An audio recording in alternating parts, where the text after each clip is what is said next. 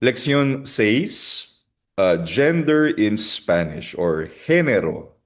Género. Gender. Ayan.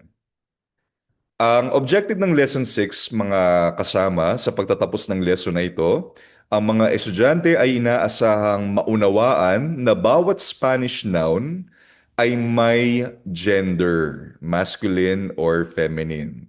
Matukoy ang gender base sa word endings at article.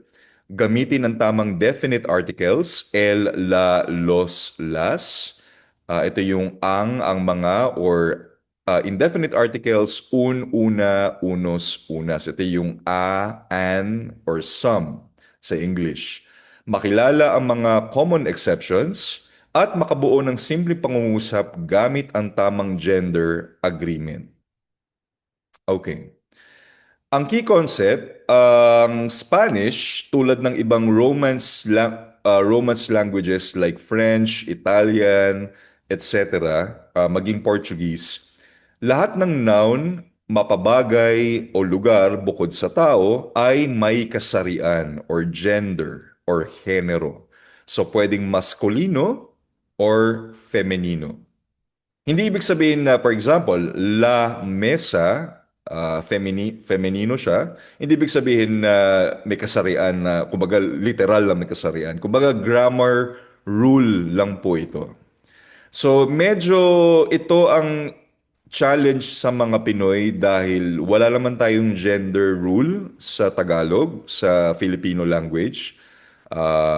Hindi natin, wala tayong ganun eh, wala tayong gender rule. Ang gender lang natin, kung for example, profession ng babae, profession ng lalaki, doktor, doktora, abogado, abogada.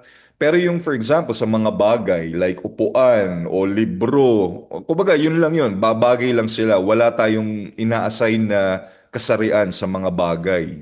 Maging sa mga ideas, no? Tulad ng amor, el amor, pag-ibig. Ang pag-ibig sa Spanish ay lalaki, el amor. O, ang pasensya o la paciencia ay babae. Yun. So, kumbaga, yun yung medyo ah, challenging sa atin.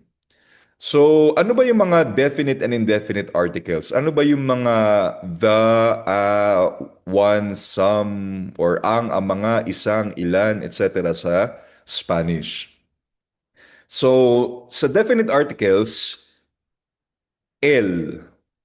El ay tumutukoy sa the or ang masculine singular. So, masculine nouns na isa lang, singular, el. So, wala siyang tilde, di ba? Kasi yung kaninang L, yung siya or he, lalaki, may tilde. So, yung ang naman na masculine singular, walang tilde. So, yun yung difference ng dalawa. La ay the or ang na feminine singular, babaeng noun na singular. Los ay the or ang mga masculine plural. Las ay the, ang mga feminine plural, and yung isang or a or one sa English, un kapag lalaki, masculine singular, una kapag babae, feminine singular, unos, some or ilan pag masculine plural or mixed, unas kapag ilan, babae, feminine plural. Nasusundan po ba? Medyo nalito na yata yung iba. Algunos ejemplos, no? For example, la casa es blanca. Casa ay babae or feminine noun, isa lang, 'di ba? Una casa, no? La casa. So the house, ang bahay, so la casa. Dahil yung casa ay feminine noun.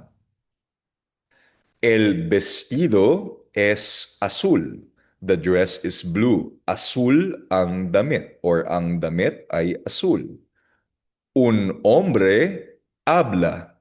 A man, um, a man speaks. May lalaking nagsasalita o ang lalaki ay nagsasalita. Or may isang lalaki nagsasalita or may lalaking nagsasalita. Una mujer canta. A woman sings. May babaeng kumakanta. Okay? So, paano malalaman, Hermano RC, paano malalaman kung lalaki ba o babae? Ang hirap naman, Brother RC. So, meron tayong mga basic gender rules. Okay? Nouns in ending in O are usually masculine. So, karamihan sa mga sustantibo or noun, no, sa Spanish, kapag nagtatapos sa O, la letra O ay maskulino. For example, el gato, ang ibig sabihin niyan ay lalaking pusa, male cat. El chico, batang lalaki. El el carro, nagtatapos sa O, the car o ang kotse.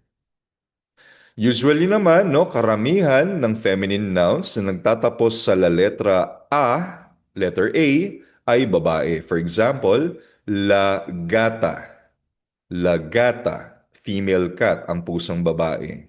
Sa atin kasi, 'di ba, pusa, pag gusto mong sabihin pusang lalaki, lalagyan mo lang yung word na lalaki. Pusang babae, babae. Pero sa Spanish, meron silang separate word. Depende sa gender. So, la gata, female cat. La chica, ang batang babae, the girl. La mesa. So mesa ay babae, yung la ay yung article. The table, ang mesa. So baka malito kayo kasi sa Tagalog, pwedeng mesa or la mesa one word. Pero sa Spanish, yung la, yun yung indefinite article niya, yung la, yung the or ang. Mesa, la mesa. Another gender rule, kapag ang salita sa Spanish nagtatapos sa sion, dad, tud, umbre, usually ay feminine or madalas or palagi. Sabi ito, always. Always feminino, always feminine. So for example, yung mga salita nagtatapos sa sion, la canción, la, babae. Bilang beginner learner ng Spanish, mga kasama, no? Kapag nagme-memorize kayo ng mga salita sa Spanish, as early as now, no, habang maaga, wag nyo lang i-memorize yung salita. I-memorize nyo rin yung article or yung gender nung salita. Mahalaga po yan. So, kunyari, bagong word sa iyo yung kansyon. Yung kansyon pala, kanta or song. Huwag mo lang i-memorize yung word na kansyon. Isama mo yung la sa unahan. La kansyon. Para alam mo na yung kansyon, babae. Kuha po yun. Isama mo sa pagme-memorize mo ng mga salita yung gender. Huwag lang yung mismong salita. Yung gender at yung article. So, la canción. Ano pa ba? Komunikasyon. La komunikasyon. Maraming syon na salita. Yung S-I-O-N, sion, may asento yan, no? La televisión. Television, no? La visión. Yung dad, la ciudad, la bondad. Yan, city, lungsod, nagtatapos sa dad, feminine yan. La juventud, kabataan, la juventud, la virtud. Ano pa ba? Marami pa.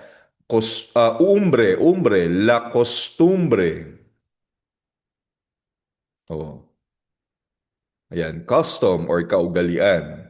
Yung mga sion, dad, tud, umbre, usually ay feminine nouns. Yung mga nagtatapos naman sa ma, ema, at ama, usually ay masculine or lalaki. Mamaya sa semi, babanggitin ko yan, yung tinatanong mo. Yung ma, ema, ama, usually ay masculine. So for example, el problema. El problema, hindi siya la problema. El problema. El programa. El sistema. El poema. El tema. Okay? Pero may exemptions. Ito yung sinasabi ko, exemptions. May mga salita na kahit nagtatapos sa o sa a, kabaliktaran yung gender. Kailangan yung i-memorize yan. For example, isa sa mga exemption, la mano. Kahit nagtatapos sa o, female or feminine noun ang kamay. Hand, la mano. La radio, la foto, la moto, kasi shorter for motosikleta, fotografiya. El mapa o el día. Okay? Ngayon, ito papasok.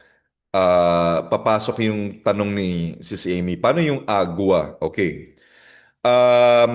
Yung mga feminine noun, tandaan nyo itong mga example na ito, feminine sila. Pero since nagsisimula sila sa letter A, ginagamitan sila ng L kahit babae pa sila. Pero pag ginawa mong plural, magiging las. So for example, el agua, ang tubig. Yung agua, feminine noun yan. Pero instead na la agua, ginagamit natin ay L kasi mas natural sabihin, mas madaling sabihin. Kasi 'di ba, pansinin niyo, El Agua, mas madali. Pero yung La Agua, parang hindi siya smooth i-pronounce, La Agua. Kasi parang dalawang vowel na magkasunod La Agua. So ito yung sinabi, sabi ng mga gumagawa ng grammar, gamitan natin yung L, basta parang nagsisimula sa A or sa tunog A, A or tunog A sa simula, kahit babae, lagyan natin ng L sa unahan, hindi la.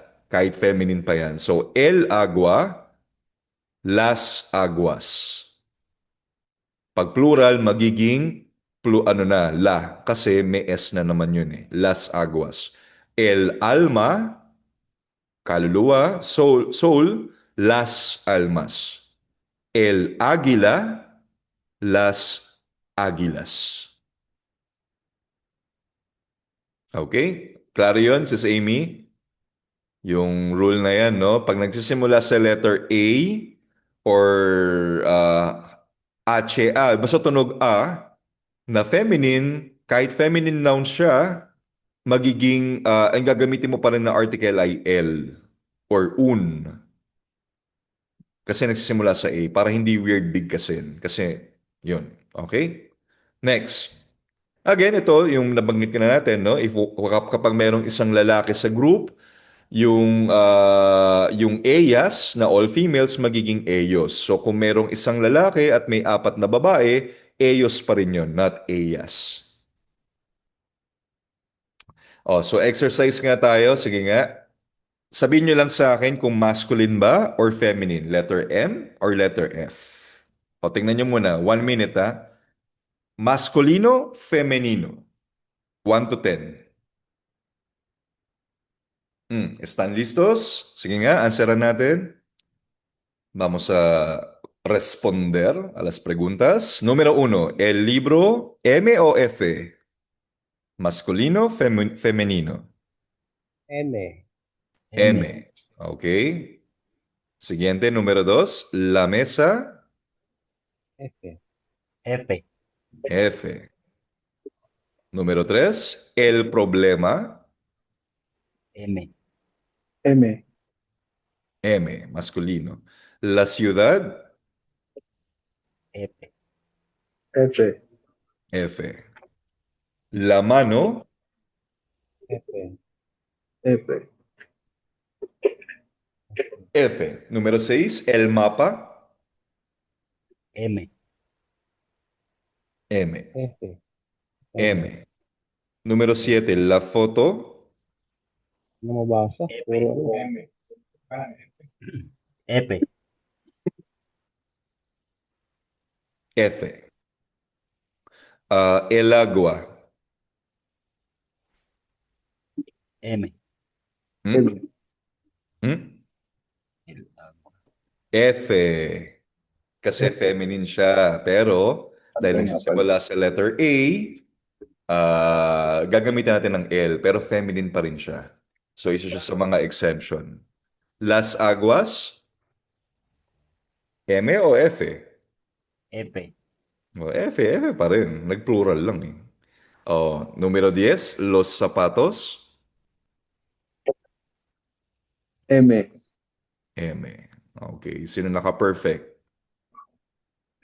Oh,